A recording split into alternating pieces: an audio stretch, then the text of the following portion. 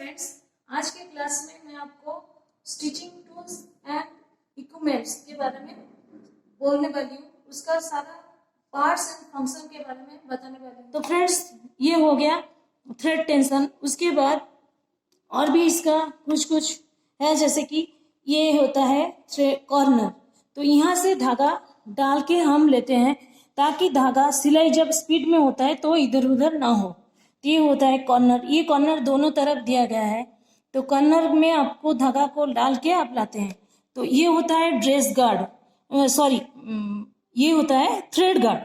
Thread guard में ये यहाँ पे जैसे धागा को कंट्रोल करता है इधर उधर जाने से, ये भी गार्ड करता है। तो इसके अंदर जाने से धागा एक ही सीक्वेंस में आता है। वो इधर उधर जब स्पीड में मशीन चलेगा तब इधर उधर नहीं होता है। तो ये all together head of the swing machine का पार्ट्स के बारे में आपको बता दिया है। अगर बीच बीच में जब से मैंने फाइबर के बारे में ये बताया तो आप फेस प्लेट में जैसे अभी पहले निकाल के दिखाया, फेस प्लेट को भी निकाल के आप इसके अंदर जो फाइबर अगर डस्ट होता है तो ब्रश से आप निकाल के कर सकते हो।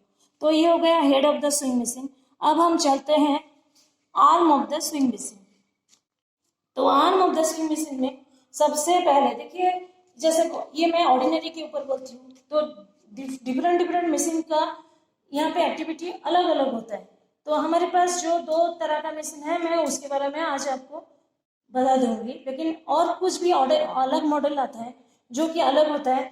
तो अगर आप ये वीडियो देख के अगर उसके बारे में आपको जानकारी ना हो तो आप उसका मैनुअल पढ़ के चाहे तो कोशिश कर सकते हैं, नहीं तो इसको मत कीजिए। लेकिन अगर ये मॉडल है तो आप इसको जरूर इसको देख के आप कर सकते हो। तो ये head of the arm of the swing machine में आपका 6-7 पार्ट आता है। जैसे कि ये पहला इम्पोर्टेंट है स्टिच रेगुलेटर। ये होता है स्टिच रेगुलेटर। जैसे यहाँ पे थ्रेड टेंशन के बारे में हेड में आपको बताया, वो धागा को कम या तो ज्यादा करके कंट्रोल करके लाता है। वैसे नीचे वाला धागा को कंट्रोल करने के लिए स्टिच रेगुलेटर होता है। इसका रिवर्स एंड फॉरवर्ड सिस्टम होता है। तो ऐसे देखिए, इसको ऐसे खोल के आप ऊपर नीचे कर सकते हैं। आपको लंबा टाइट में चाहिए धागा या तो लूज में चाहिए, उसके हिसाब से आप इसको एडजस्ट करके कर सकते हैं। तो ये होता है सबसे main parts arm of the swing side का। ये सबसे मेन पार्ट्स है, क्योंकि ये अगर एडजस्टमेंट आपको ठीक से जानकारी ना आता है तो आप सिलाई करते समय बहुत सारा मुश्किलों का सामना कर सकते हैं। तो इसका नॉलेज आपको रहना चाहिए। तो ये जो मैंने आपको देखिए अप डाउन हो रहा है, तो ये आपको जो क्लॉथ के मटेरियल के रिक्वायरमेंट के हिसाब से आप इसको टाइट का स्टिच लाएंगे या तो लूज का स्टिच लाएंगे, उस हिसाब से एडजस्ट करेंगे। तो इसका रिवर्स जो बैकवर्ड भी होता है। अब अगर फॉरवर्ड जो मशीन जब कपड़ा चलता है तो मशीन सिलाई करते समय मशीन आगे जाता है। अगर आपको बैकवर्ड में लॉक करना होता है तो आपको रिवर्स डायरेक्शन में कर सकते हैं। तो ये है स्टिच रेगुलेटर। उसके बाद आपका आता है बैलेंस व्हील। ये सबसे जरूरी होता है क्योंकि ये स्पीड को कंट्रोल करता है मशीन का। इसको अलग अलग नाम से भी जाना जाता है। फ्लाई व्हील भी बोला जाता है, थिम स्पोकन भी बोला जाता है। तो ये बैलेंस व्हील जब हम इसको ऑपरेट करते हैं तो इसको मूवमेंट करने से ये मशीन चलना शुरू होता है। तो ये बैलेंस व्हील जोर से घूमने से मशीन, आप जितने जोर से आपका कैपेसिटी में है आप पैडलिंग करेंगे उस हिसाब से आपका मशीन का स्पीड आ सकता है। बैलेंस व्हील के को लूज या तो टाइट करने के लिए आपका अंदर में होता है एक स्टॉप मोशन स्क्रू। लेकिन फ्रेंड्स, ये बार बार खोलने से आपका मशीन खराब हो सकता है। ये खाली सिस्टम दिया है। अगर आप काम ना करें, घर में अगर छोटे बच्चे हैं, अगर ये इसको लॉक करना चाहते हैं तो आप इसको ढीला करके कवर करके रख सकते हैं। तो इसको वो अगर जितना भी पैडलिंग करेंगे चलाएंगे तो ये मशीन चलने का चांस नहीं है, ना ही आपका कुछ चीज़ सामान खराब होने का चांसेस है। तो ये है बैलेंस व्हील। उसके बाद हो गया स्टॉप मशीन स्क्रू। उसके बाद है यहाँ पे मैं आती हूँ बॉबिन वाइंडर। ये बॉबिन वाइंडर और ये बॉबिन वाइंडर टेंशन एंगल होता है। लेकिन फ्रेंड्स, ये जो बॉबिन वाइंडर सिस्टम दिया गया है इसमें हम धागे वाइंडिंग करने के लिए यूज करते हैं, लेकिन ज़्यादातर हम उसको बैलेंस व्हील में रख के किया जाता है। जैसे कि आपका मैं दिखाती हूँ।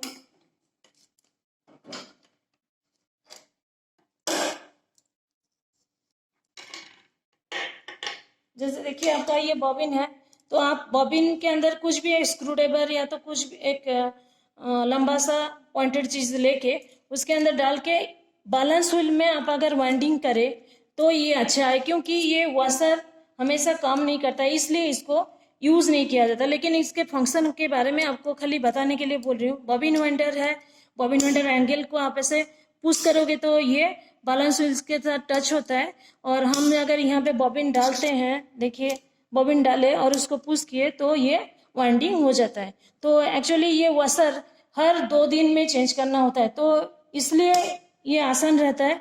आप इस काम को बैलेंस व्हील के साथ भी आप किसी स्क्रू ड्राइवर या तो किसी पॉइंटेड चीज में बॉबिन को घुसा के आप आराम से ही इसको मूवमेंट करके वाइंडिंग कर सकते हैं। तो उसके बाद रहता है आपका आर्म में स्पूल पिन। तो ये जो स्पूल पिन है हमारा यहाँ पे धागा रखने के लिए ये इंस्ट्रूमेंट है, यूज होता है। तो स्पूल पिन में धागा रख के हम आराम से यहाँ पे सिलाई कर सकते हैं ताकि धागा इधर उधर नहीं होता है। उसके बाद नेक्स्ट स्टेप होता है आपका, ये पीछे में रहता है, ये आपका होता है आयरन प्लेट, और इसको ऑयल प्लेट भी बोला जाता है। ये एक्चुअली कुछ काम नहीं है, ये खाली मैं आपको जानकारी देने के लिए दे रही हूँ। लेकिन इसमें बीच बीच में ये सब मैकेनिक लोग का काम है, तो आप लोग ये नहीं कर सकते। ये खाली ऑयल डाल के किया जाता है, ये साल में 1 बार 2 बार करने से चलता है। तो ये हो गया आपका arm of the swing machine. तो फ्रेंड्स उसके बाद मैं चाहती हूँ base of the swing machine. तो जो बेस पोर्शन होता है आपका, तो ये फ्रेम के साथ अटैच होता है और बहुत सुंदर रहता है। फ्रेम रहता है साइड में वाला, ताकि हमारा आसानी से कपड़ा पास कर सकता है। हम जब सिलाई करते हैं, कटिंग करते हैं, हमारा कुछ कपड़ा खींचने का प्रॉब्लम नहीं रहता है, ताकि ये एकदम स्मूथ रहता है। तो ये ऑलवेज सनमाइका का कोटिंग रहता है। तो उस बेस के साथ, मशीन का बेस के साथ, ये टेबल में ये सरफेस एक इक्वल में रखा गया है। तो ये base of the swing machine, देखिए मैं आपको निकाल के दिखाती हूँ। ये देखिए, ये होता है base of the swing machine में। अभी मैं आपको इसमें क्या क्या पार्ट्स है और उसका क्या क्या फंक्शन है बताती हूँ। पहले होता है इसका साइड प्लेट। किसी किसी मशीन में इसको साइड में खींचने किया जाता है, और किसी किसी मशीन में इसको इस तरह का अप करके, तो ये रहता है आपको बॉबिन डालने के लिए। बॉबिन जब आप अंदर डालते हो तो ये आपका प्लेट रिमूव करके आपको डाला जाता है। तो इसलिए ये काम होता है, दिया गया है। और साथ ही हम कपड़ा को सिलाई करते समय प्रोटेक्ट करता है, क्योंकि कवर रहता है तो बीच में इसके अंदर कपड़ा घुसने का चांसेस नहीं रहता है। उसके आगे रहता है जो प्लेट होता है, ये होता है आपका नीडल प्लेट। तो इसको इसलिए नीडल प्लेट कहा जाता है क्योंकि वहीं से ही नीडल अप डाउन होता है और धागा नीचे वाला धागा को लाता है, तो हमारा स्टिच होता है। तो नीडल प्लेट में बहुत सारा, मैं ये निकाल के आपको दिखाती हूँ।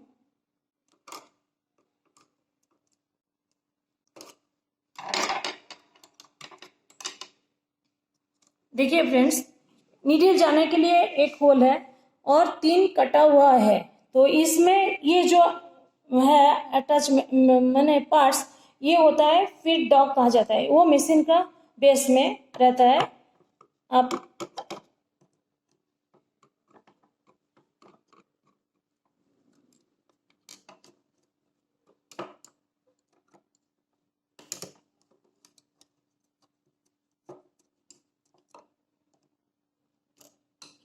नीडल प्लेट 2 स्क्रू में फिक्स होके रखा जाता है यहाँ पर।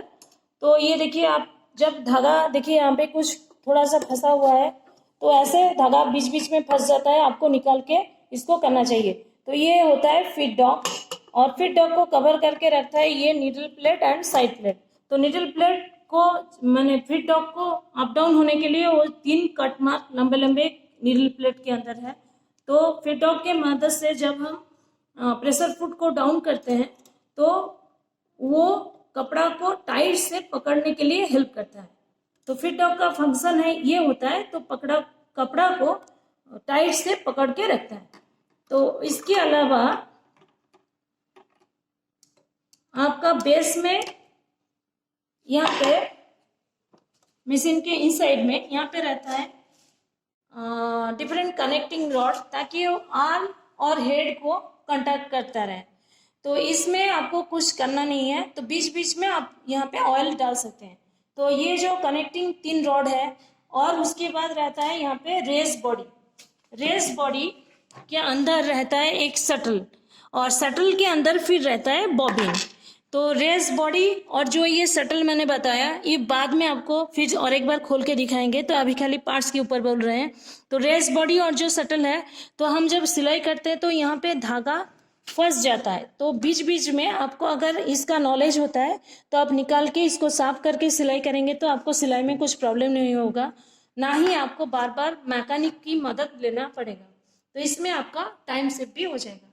तो उसके बाद होता है अब जो बॉबिन केस होता है, देखिए बॉबिन केस का भी होता है बॉबिन, ये होता है बॉबिन और ये है बॉबिन केस।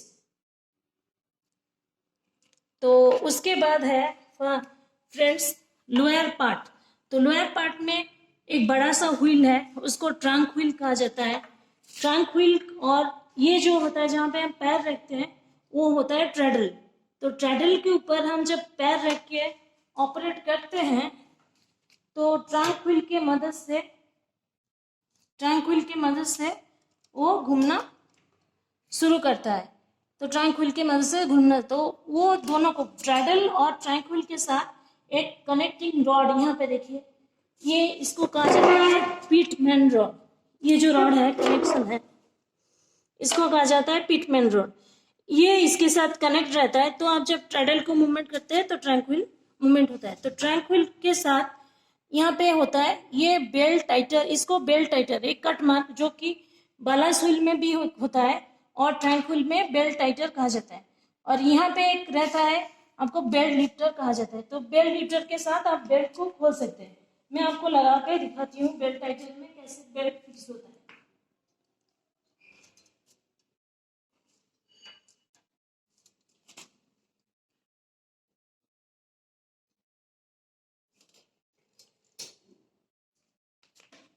तो देखिए दोस्त फ्रेंड्स, ये बेल्ट टाइटर एक कट मार्क व्हील के पूरा टोटल में है, ताकि बेल्ट खिसक के इधर उधर ना हो।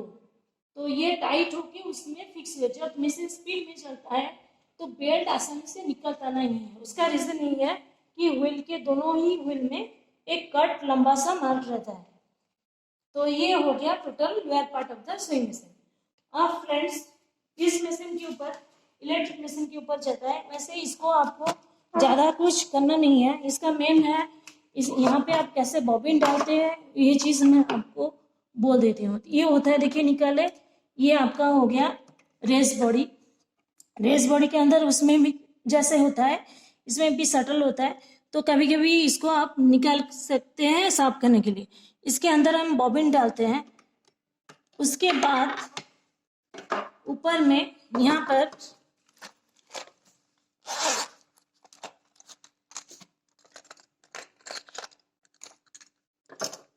प्रेशर फुट हम यहाँ पे फिक्स करते हैं। तो ये देखिए फ्रेंड्स, ये प्रेशर बार है। इसको जब आप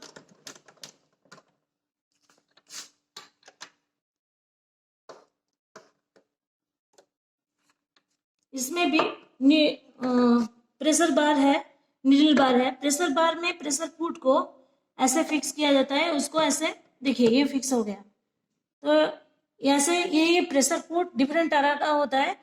जैसे कि ये देखिए, ये है जिप लगाने का फुट, जिपर फुट, ये होता है पिको फुट। उस तरह से बहुत सारा डिजाइन बनाने के लिए अलग अलग फुट्स आते हैं। तो इस मशीन का ये आपका फैसिलिटी है। तो आप चाहे जो भी काम करते हो, खाली प्रेशर फुट को चेंज करो, उसमें आपका काम आ सकता है।